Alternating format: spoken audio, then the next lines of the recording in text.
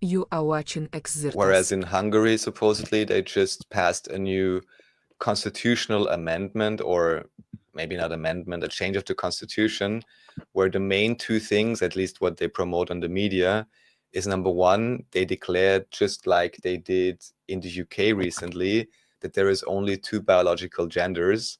I mean, it took them took them 20 years to realize that. I always love it when some, crazy psychopaths push an agenda, and then 20 years later someone else can play the hero just because they're supposedly rolling it back.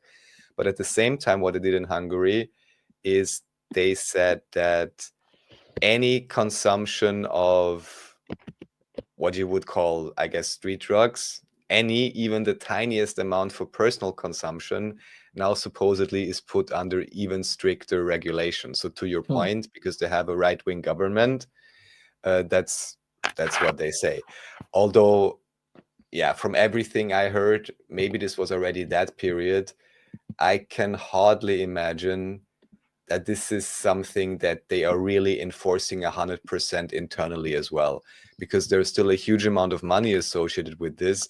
And from the little bit of on the ground information I have, it very much seems as if even local relevant dealers, of course, are connected in one way or another to governments, to port authorities and all of that stuff. So it may also well be just a, how should I say, law supposedly for the common people, or, Yeah. so the police has something more to do or can feel even more important.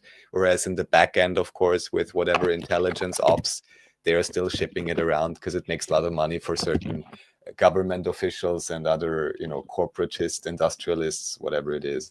I always, honestly, I mean, not that anyone's asking me, but it is so obvious that the banning of these substances, while I wouldn't encourage anyone to use any of those, especially those that can really affect your health long term, it's just so obvious it's a complete scam. What can I say? And one meme I saw recently was also great with like alcohol and cannabis. And we know all the different things that cannabis can do, even officially now in so many studies, things it can help with. You have an endocannabinoid system and so on. We'll talk about something else regarding these ideas a little bit later. But of course, at the same time, still, I guess, worldwide, alcohol is promoted without any limits. And everyone's still pretending as if alcohol use is such a great thing or is not an issue at all. Even in conversations, it's, when you have time and you're interested somewhat like me, I watch some local, Austrian political talk shows, and they were talking about the potential for cannabis legalization in Austria because it's already legalized in Germany, right? And they were like, oh no, it's so bad because then of course, young people will feel even more emboldened to buy it, this and that, which is all correct, although the first question would have to be, why would you have a child that would feel the need to get high, And of course, let's not ask any systemic questions where that idea even comes about, or have any type of negative relationship to it or addiction or whatever. And then in the same talk, they were both like, I guess, 40 to 50-year-old guys. In the same talk, they were like, yeah, but actually with alcohol, we have a culture and we have the nice whiskey and so on. So totally shilling for that. Of course, obviously, because it's their culture. Not as cool as California marijuana culture. I mean, with the like drive-throughs and the ice cream cones, it's crazy. Yeah, but I just want to say, of course, everyone is beholden to their own culture and their upbringing. I just think it's funny if you're technically a political or whatever else analyst and professor or whatever, and you're not able to see through that, and at the very least say, okay, even just let's totally legalize it for anything medical before we have some synthetic cannabinoids or whatever else. I feel like some people hate hypocrisy. A lot of people are racist against Californians, like similar to Germans and Austrians, probably for like really similar reasons too. I mean, Tell me the example. How would you say that? Well, so, I mean, Californians so racist against Californians, like people are racist against like Austrians kind of or Germans. Maybe we're like, there's kind of a national because of the Reich and the Nazis and everything like that. People always hold you for forcing people to stand to your whatever. This is exactly the way Californians are. I feel like they go into a place and say no more smoking in libraries, or bars, or whatever it is, and then they'll continue to push from there. It'll be like, now you have to be vegetarian inside of your steakhouse. And then you have to drive a car that has no fuel in it and use a paper straw to drink your milkshake that can't have milk in it. It has to be coconut. It's just your surfboards can't be made in California. And You we know, it's just totally worse and need worse. a third type of transgender bathroom. And at least in Austria, I'm not sure, because in Germany, I think you can legally, change your gender all the time. I'm not sure if they have the same thing for Austria, but apparently there was a recent survey or statistics, whereas you have a total of 87 or something, just happy it's not 88, official intersex identified individuals in Austria. And of course, these individuals should equally be cared for and all of that. That's not even the question. But it's just so, yeah, the obvious hypocrisy. Everyone knows by now that then they pretend, oh, allow everyone a sex change to be decided when they're 10 years old without parental consent, because, we have 0.00001% individuals that actually are intersex, Yeah, but that's only now. It's like, wait until the propaganda really kicks in, because it's been spreading elsewhere really fast. I'm pretty sure you guys will catch up. Zeitgeist addendum, social corruption. Yeah, of course you know about this movie, right? So I had to bring it up because of the other documentaries, and this is another one of the classics. So there is 3 parts to Zeitgeist, and of course many individuals by now have realized Peter Joseph, who did this, he was heavily promoting the Venus Project, which is a nice idea, but to some extent also just a communist variant of 15-minute cities. Super ironic, right? Like, I was like, okay, this guy, the first Zeitgeist, I was like, it's not as good as Esoteric Agendas. Like, Ben Stewart had a really good documentary, and most of the information was covered again in Zeitgeist, but not all of it. There's still more stuff that was in Esoteric Agendas.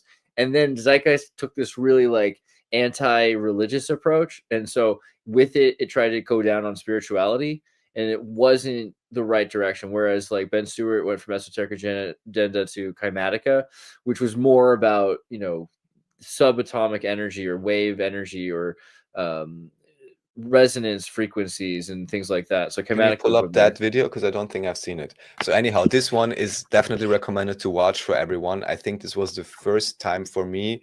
Even here, I'm honestly wondering if Zeitgeist isn't a psyop in itself in terms of how it was promoted, because this was officially like the first supposedly independently produced documentary that became ultra viral on the entirety of the internet in about 2011 or whatever.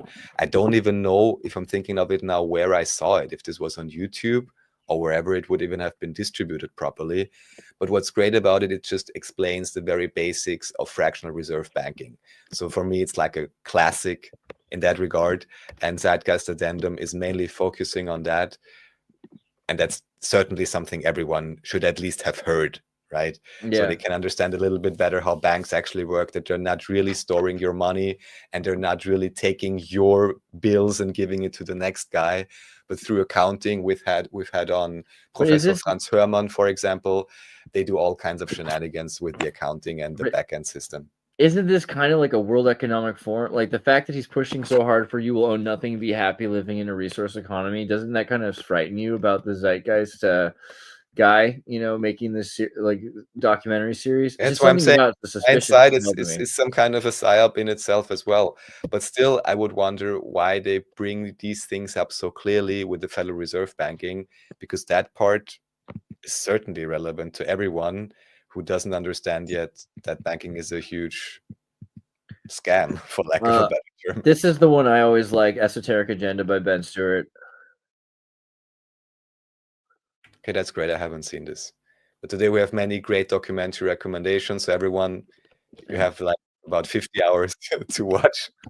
And then the sequel to this one was the one also, Kymatica, which is really interesting because where Zeitgeist Addendum goes, again, like in a further atheistic route towards a resource economy and a humanist approach to a utopia, after describing all the problems that were, that would make it impossible to do that without it being completely controlled. It's like such a weird thing to like say, give in to all of your wealth being controlled by the Venus Project. It's just such a weird thing to do. But Kymatica is really interesting because it talks about how energy frequencies work and people that are, Brzezinski quote, as Americans become an increasingly multicultural society, it may find it more difficult to fashion a consensus of foreign policy issues, except in circumstances of truly massive and widely perceived direct and external threats, right? And so to create these dreams and nightmares to control people, and how you can be aware of this like hypnosis, essentially the hipgnosis, maybe you could say, and all how ancient it goes, right? That these people that are in advertising come from families that sacrifice goats, and it goes back even further. You know, I liked this one a lot. It was definitely a more spiritual angle. It wasn't religious at all, I wouldn't say, but I'm a friend of Ben's now. I didn't know him at the time that he made this documentary, but we ended up meeting at the Palace at some point when I was working in New York and Connecticut. And yeah, he does like ayahuasca videos or something. Ben Stewart channel. Doesn't he have like his own? Yeah, Ben Joseph Stewart channel. I would recommend subscribing and checking out his videos. He's a very he's a cool guy. He did some Gaia stuff as well. So highly recommend Ben. Night Inc. So there was a much darker Instagram post, which I didn't put up because it's unverified and it goes into the usual topics I don't want to mention right now. But this is apparently the company that's managing many of the super big time streamers. I believe like I Show Speed and some of these others. They don't even have a list here. But apparently this one, in association with the Next Tab, who is like one of the guys behind it, yeah, they are like funding a lot of those very popular streamers, and yeah, God knows what goes on in the background. I won't say more here, but I just found it interesting because I'm aware that there are these talent agencies, but it is kind of curious that many of the most high-profile streamers are literally managed by a company called Night.